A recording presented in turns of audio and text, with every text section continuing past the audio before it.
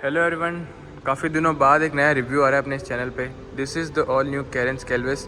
I am standing in Morvi Kia Bikaner. किसी भी car की आपको डिटेल चाहिए हो तो आप मुझे कमेंट करके बता देना, वीडियोस बन जाएंगी। This is the all new Carens Clavis, जो इनका कैरेंस का थोड़ा सा अपग्रेडेड वर्जन आया है, जिसमें आगे पीछे से बोल्ड लुक हो गया, new designs, new interior, new steering wheel, वो सब आपको बस इस वीडियो में पूरा एक्सप्लेन करने वाला हूँ। तो शुरू करते हैं इस वीडियो को।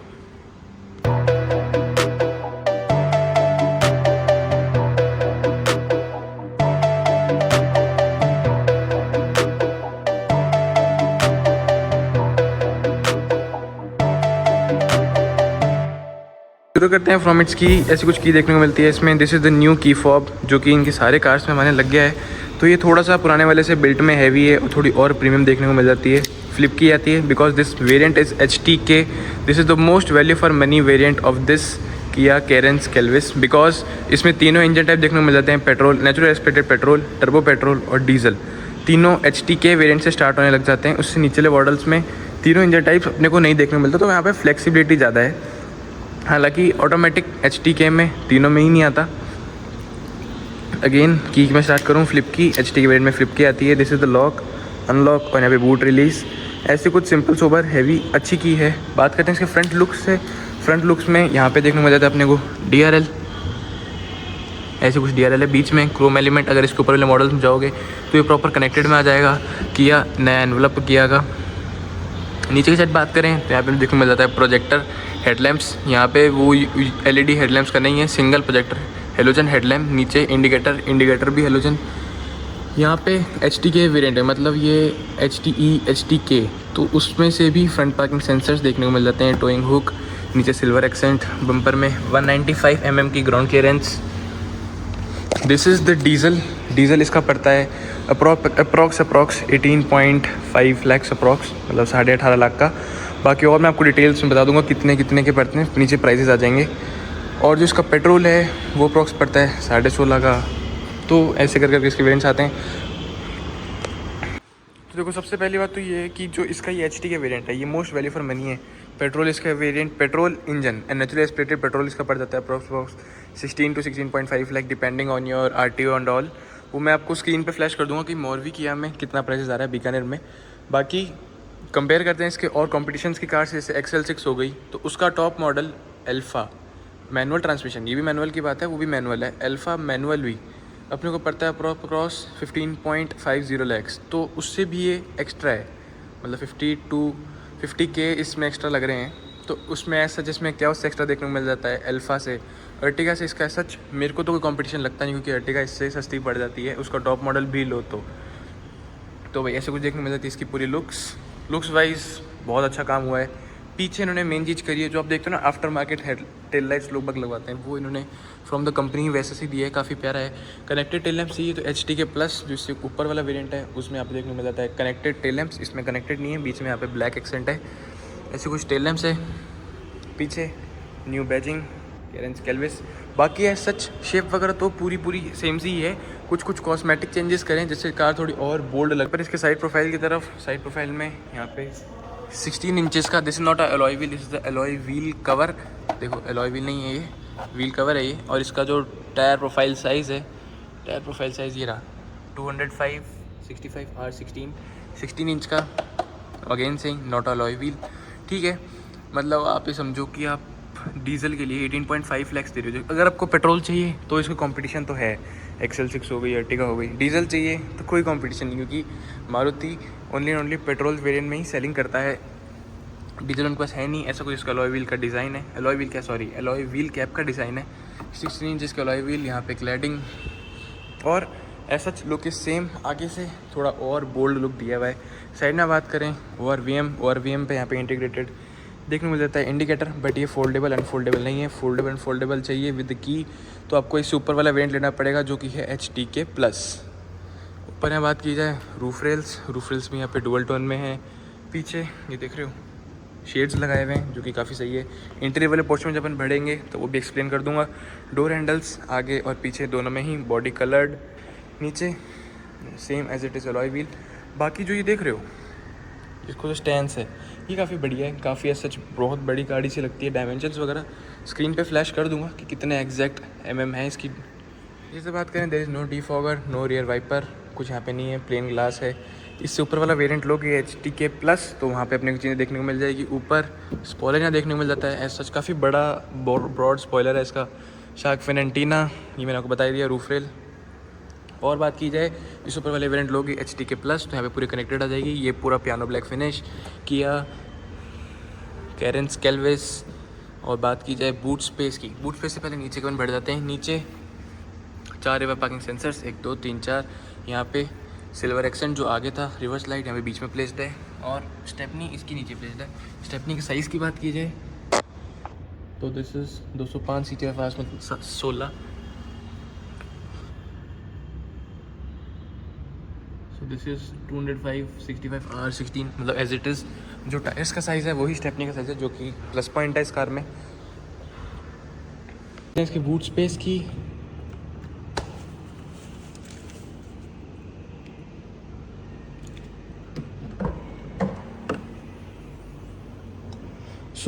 यहाँ पे ये कार सबसे आगे चलती है क्योंकि 3 रो होने के बावजूद भी इतना boot space is sufficient. 216 litre इसमें बूट स्पेस देखने को मिल जाता है, जो कि अर्टिगा XL6। और इसकी और कॉम्पिटिशन की कौन सी कार होएगी। अपन इसके हायर सेगमेंट की बात करें, इनोवा क्रिस्टा, हाई क्रॉस, तो उनके कंपैरिजन का इसमें स्पेस देखने को मिल जाता है इस प्राइस पॉइंट में, जो कि सबसे बढ़िया बात है इस कार की। 216 लीटर का बूट स्पेस। नीचे में बात की जाए थोड़ा बहुत और स्पेस यहाँ रख सकते हो अपना कुछ टूल्स वगैरह और जो भी। पीछे टोइंग हुक, यहाँ पे हुक देखने को मिल जाता है। रीडिंग लाइट भी दी हुई है पीछे, बूट लाइट सॉरी। और ये रिक्लाइन भी हो जाती है, अरे देखो इतनी रिक्लाइन भी हो जाएगी ये। This is for proper adult. इसमें यहाँ पे 2 एडल्ट भी बैठ सकते हैं, ऐसा नहीं है कि बच्चों की सीट रही है लास्ट वाली। This is adult. और सीट्स की बात की जाए तो ये this is leatherette finish, this is fabric, तो ऐसा कुछ इसमें सीट कवर्स देखने को मिल जाते हैं। 3rd रो में बात की जाए तो यहाँ पे 2 टाइप सी, एक टाइप सी इस साइड और एक टाइप से इस साइड, मतलब पीछे वालों के लिए भी टाइप सी पोर्ट्स दिए हुए हैं। 2 कप होल्डर वगैरह तो आ ही जाते हैं। कप होल्डर, फ़ोन होल्डर यहाँ पे है ही। बाकी इंटीरियर्स में जब और बढ़ेंगे तो आपको और डिटेल में एक्सप्लेन कर दूंगा। As such whole car is heavy, मतलब बूट भी यहाँ पे अपने को प्रॉपर हैवी फील होने वाला है। तो इस कार के इंटीरियर की तरफ वीडियो को ज़्यादा लंबा ना खींचते हुए इस कार के इंटीरियर की तरफ बढ़ते हैं। As such this car is flip की, तो यहाँ पे कोई भी कीलेस एंट्री वगैरह देखने को नहीं मिलेगी। मैनुअली ही we have to enter in this car. बात की जाए इसकी कंपटीशन की, अगर आप पेट्रोल वेरिएंट ले रहे हो और आपको एज सच कुछ बहुत ज़्यादा लग्जरी फीचर्स या फिर कोई, जैसे मैं आपको बताऊँ कि अगर आपको XL6 का लुक सही लग रहा है तो 15.50 लाख में XL6 के अंदर इससे ज़्यादा फीचर्स देखने को मिलेंगे एनी डे। यहाँ पे कीलेस एंट्री वगैरह और वो कुछ भी देखने को नहीं मिलता। बस ये है कि नया बोर्ड लुक और ज़्यादा सेफ्टी, हैवी बिल्ट इसके अंदर देखने को मिल जाती है। बात की जाए इसके साइड डोर ट्रिम की तो ऐसा कुछ यहाँ पे ठीक है, मतलब ये लोग किया वगैरह का और हिंडई वगैरह का ये रहता है कि अपने डिज़ाइन एलिमेंट्स से बहुत अच्छा काम करते हैं। और यहाँ बात की जाए दिस इज़ सिल्वर एक्सेंट में यहाँ पे देखने को मिल जाता है डोर हैंडल, यहाँ पे थोड़ा डार्क सिल्वर बीच में। दिस इज़ लेदर फिनिश, इन्होंने काइंड ऑफ लुक दिया हुआ है, बट है ये हार्ड प्लास्टिक, स्टिचिंग भी है हार्ड प्लास्टिक। पीछे नीचे चारों पावर विंडोज़ और एडजस्ट करने के इलेक्ट्रिकली, बट फोल्ड अनफोल्ड ये नहीं होते। इसे स्पीकर यूनिट में आपको सुना दूंगा कैसे स्पीकर आउटपुट। नीचे बात की जाए बॉटल रख सकते हो, अम्ब्रेला होल्डर। और step in and step out करना इस कार में कोई ऐसा डिफिकल्ट काम नहीं, क्योंकि ग्राउंड क्लियरेंस इज़ 195 mm, जो कि ठीक है, ग्राउंड क्लियरेंस भी अच्छी खासी है। कहीं आप घूमने में जाओ तो कोई हार्ड ऑब्स्टिकल में ही नीचे नहीं लगेगी। बात की जाए इसकी सीट्स की, तो मैं सीट्स आपको पहले दिखा चुका हूँ कि साइड्स में यहाँ पे लेदराइट फिनिश आ जाती है, बीच में अपने लिए मिल जाता है फैब्रिक। एडजस्टमेंट्स की बात की जाए 6 adjustable seat, recline decline, height adjustable, seats broad गिरती है तो अंडर थाई सपोर्ट वगैरह अच्छा खासा है। तो बढ़ते हैं इस गाड़ी के अंदर की तरफ। सो भाई this is the new feel जिसके लिए इतने सारे रुपए लग रहे हैं इस कार के, क्योंकि देखो दिस कार इज़, देख रहे हो ये छोटी मोटी चीज़ें ही होती है जो एक कार को प्रीमियम बनाती है। क्योंकि मारुति क्या करती हैं कि अपनी कार में फीचर्स दे देंगी इससे ज़्यादा, मतलब इससे अच्छे प्राइस पॉइंट पे इससे ज़्यादा फीचर्स दे देंगी, पर जो थोड़ी बहुत प्रीमियम चीज़ें होती है ना वो वहाँ पे मिस आउट आ जाती हैं, जो यहाँ पे अपने को देखने को मिल जाती है। जैसे नया डिज़ाइन, ये देखो नया 2 स्पोक स्टीयरिंग व्हील देखने को मिल जाता है, 8 इंच का इंफोटेनमेंट सिस्टम जो कि वायरलेस, 8 इंच का इंफोटेनमेंट सिस्टम जो कि wireless Apple CarPlay Android auto देता है। यहाँ पे सनग्लास होल्डर, मैनुअल IRVM, वो कि इंटीरियर में अपन जैसे आगे एक्सप्लेन करता रहूँगा चीज़ें के लिए। तो देखो, this is the all new dashboard. यहाँ पे बीच में टॉप मॉडल जाओगे तो सबवूफर का प्लेसमेंट देखने को मिलेगा। हर जगह प्लास्टिक है, कहीं पे भी लेदराइट फिनिश नहीं आती HT के वेरिएंट में। ऐसा कुछ इसमें डिज़ाइन एलिमेंट देखने को मिलता है। This is the thing, new AC vents. Design element ऐसा सब कुछ आपके अकॉर्डिंग है कि आपको कैसा लग रहा है। यहाँ पे ये क्लोज अनक्लोज भी हो जाता है। नीचे की बात की जाए तो ट्रैक्शन कंट्रोल का बटन है, हेडलाइट लेवलर, फ्यूज़ बॉक्स, और यहाँ पे इतना ही है बेसिक। ये स्पेस एम्प्टी है। यहाँ बात की जाए ऐसा कुछ एलिमेंट, दिस इज़ दी इनका डिजिटल इंफोटेनमेंट क्लस्टर। आपको एक बार चला के भी दिखा देता हूँ। यहाँ पे कुछ भी इल्यूमिनेशन नहीं है, जो कि इस प्राइस पॉइंट में थोड़ा बहुत इल्यूमिनेशन तो होना चाहिए था, और प्रीमियम फिनिश देता है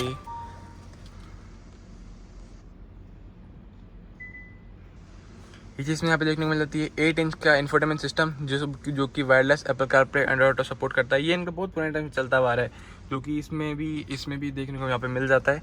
ठीक है, ये यूनिट अच्छी है, सच कोई यहाँ पे कंप्लेंट वाली बात नहीं है।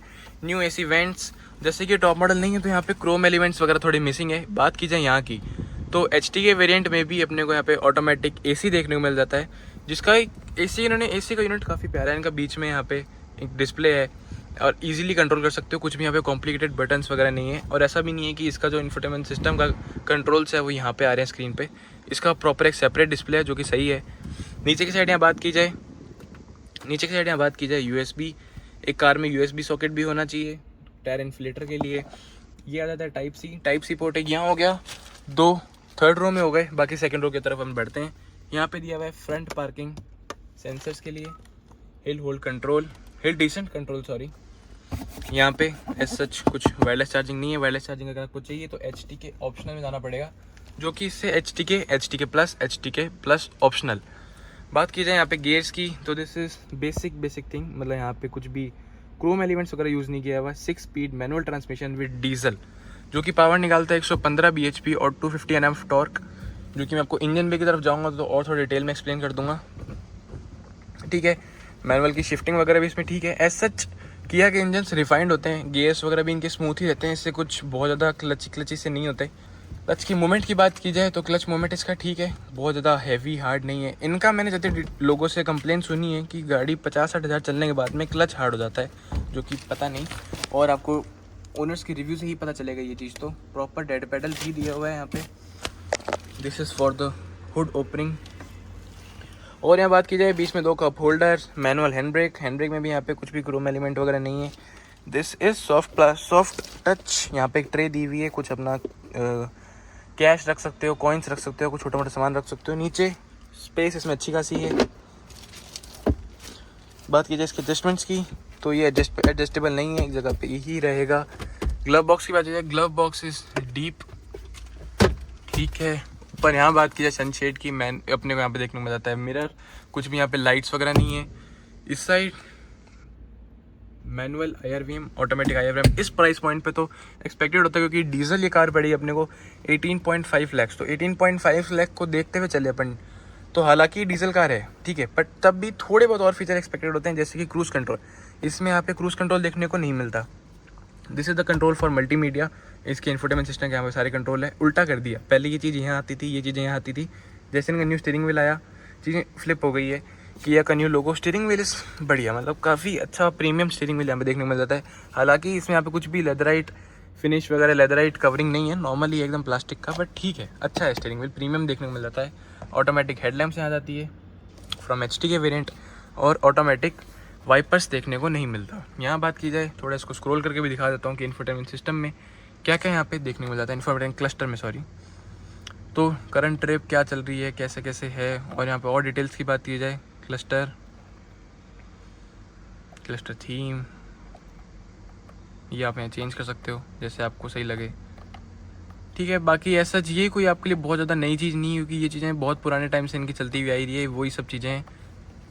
यूरिया लेवल, जैसे इस कार इस डीजल, तो इसमें यूरिया डलेगा। TPMS इस कार में आ जाता है। ठीक है, बेसिक बेसिक फीचर्स हैं, बट ठीक है, मतलब थोड़ा सा आपको ऐसे फ्यूचरिस्टिक सा फील होने वाला है। ऐसा नहीं है कि आप एक वही पुराने टाइप की कार चला रहे हो, पुराने शेप की कार चला रहे हो जिसमें पुरानी पुरानी चीज़ें आ रही है। ऐसा है कि हाँ, जनरेशन चेंज हुई है, चीज़ें चेंज हुई है, चीज़ें दिख रही है चेंज हुई हुई। यहाँ पे मैं बता चुका हूँ, ऐसा पूरा डिज़ाइन एलिमेंट है।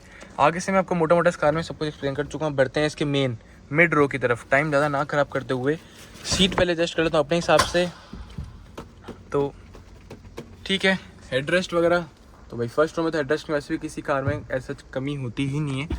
यहाँ बात की जाए टिकट होल्डर, यहाँ पे मेरा तक नहीं है। ठीक है, आगे का सारा एक्सप्लेन हो चुका है। बढ़ते हैं मिडल रो की तरफ।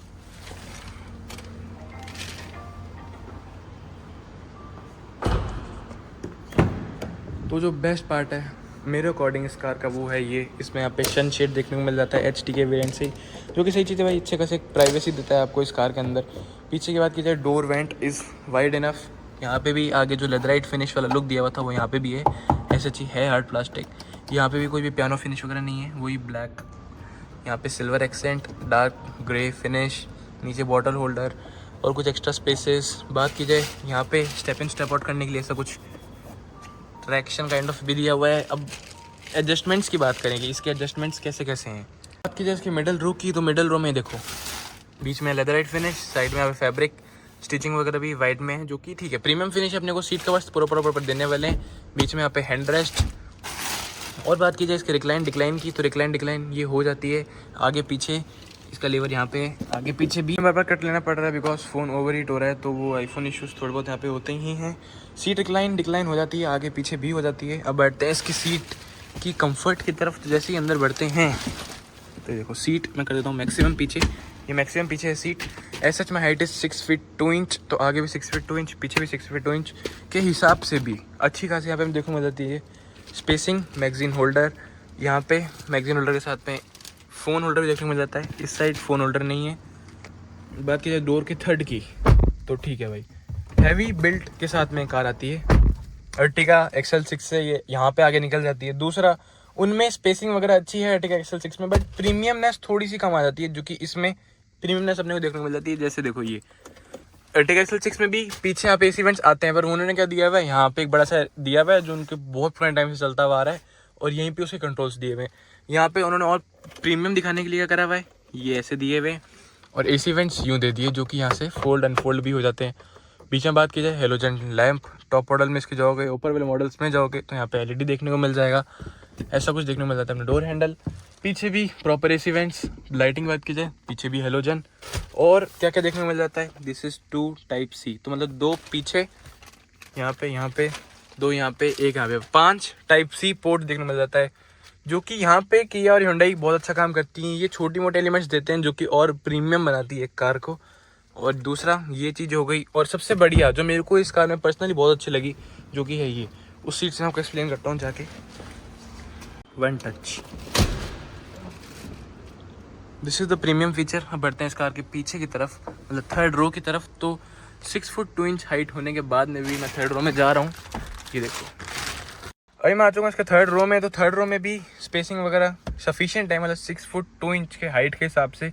इतनी स्पेसिंग मुझे बहुत कम कार्स में ही देखने को मिलती है। अभी ये सीट बीच वाली पूरी की पूरी पीछे, थोड़ी सी एडजस्ट आगे की तरफ होएगी, तो एक अच्छी खासी मैं कंफर्टेबली बैठ के जा सकता हूँ। रिक्लाइन भी ये सीट यहाँ से अच्छी खासी हो जाती है, देखो अच्छा खासा रिक्लाइन एंगल है। पीछे बात की जाए, दिस ग्लास इस, मतलब बहुत बड़ा ग्लास नहीं है, ये साइज़ थोड़ा सा और बड़ा हो सकता था जिससे थोड़ा और एरी फील होता। बाकी इस कार में ऐसे सफोकेटेड काइंड ऑफ फील नहीं होगा, क्योंकि जिसका रूफ है और जिसके जो साइड पैनल्स हैं ये सब ब्लैक नहीं है, तो इतना सफोकेटेड काइंड ऑफ फील नहीं होने वाला, एरी ही फील होगा। बाकी इसके जो बीच वाले ये हैं, ये ग्लासेस एरिया बहुत बड़े हैं, as such visibility third row वालों बंदों के लिए भी अच्छी खासी है। सुनाता हूँ आपको इसके सुपर रिफाइंड इंजन 1.5 डीजल की कितनी इंजन नॉइस होती है।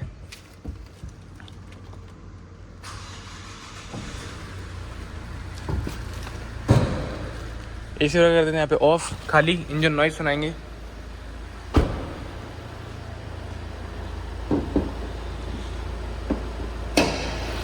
तो भाई दिस इज़ हैवी भाई, अच्छा खासा बिल्ड में ध्यान हुआ है, प्रॉपर इंसुलेशन दिया हुआ है डीजल इंजन में। दिस इज़ 1.5 डीजल इंजन जो कि पावर निकालता है 115 bhp और 250 Nm ऑफ टॉर्क। बाकी आपको अंदर जाके डिटेल में एक्सप्लेन करता हूँ भाई। दिस इज़ हैवी हाइड्रोलिक्स, यहाँ पे ज़रूरत थी। स्पीकर्स क्वालिटी की तरफ तो एज सच रेडियो ही चल रहा है। स्पीकर्स चारों डोर में यहाँ पे स्पीकर देखने को मिल जाते हैं। स्पीकर क्वालिटी वगैरह भी ठीक है। बाकी मैंने इसमें और यूट्यूब शॉर्ट्स के लिए थोड़ा पंजाबी गाना भी लगा के दिखाया है। अगर आपको और इसकी अच्छी साउंड क्वालिटी वगैरह सुननी हो तो मेरे यूट्यूब शॉर्ट्स जरूर से चेक करना।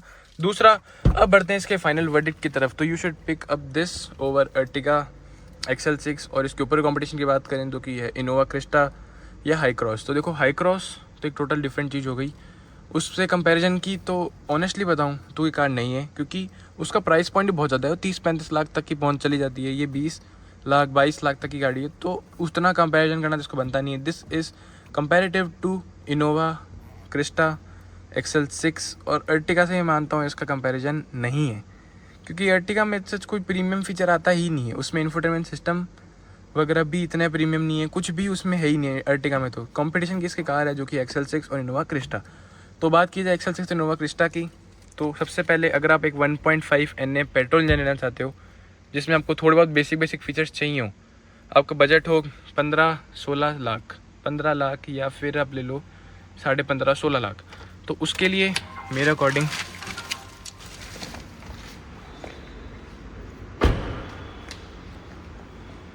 You should pick XL6 alpha petrol, क्योंकि उसमें डीजल कोई ऑप्शन नहीं है। अगर आपको एक पेट्रोल गाड़ी ही चाहिए और आपके सच कुछ बहुत ज़्यादा चीज़ें नहीं है, बट हाँ उसमें सेफ्टी कॉम्प्रोमाइज़ होगी, जो कि इसमें आप पे from the base variant 6 airbags, ABS, EBD, TPMS, traction control, ये सब देखने को मिल जाता है। उसमें टॉप मॉडल में 6 एयरबैग्स, उसमें आप अल्फ़ा वेरिएंट में जाओगे तो और प्रीमियम फीचर देखने को मिल जाएंगे, जैसे automatic IRVM, dimming, ventilated seats, 360 degree camera, बड़ी इंफोटेनमेंट सिस्टम, जो कि उसमें भी प्रीमियम फीचर्स हैं, ऐसी बात नहीं है। अगर आपका प्राइस पॉइंट 15 से 16 लाख का है और आपको एक NA पेट्रोल इंजन चाहिए, जो कि उसका वाला NA पेट्रोल इंजन निकालता है 103 bhp, इसका वाला निकालता है 115 bhp। थोड़ा बहुत पावर का भी यहाँ पे डिफरेंस आएगा। इसकी बिल्ट हैवी है, उसकी बिल्ट इससे तो हल्की ही है फॉर श्योर।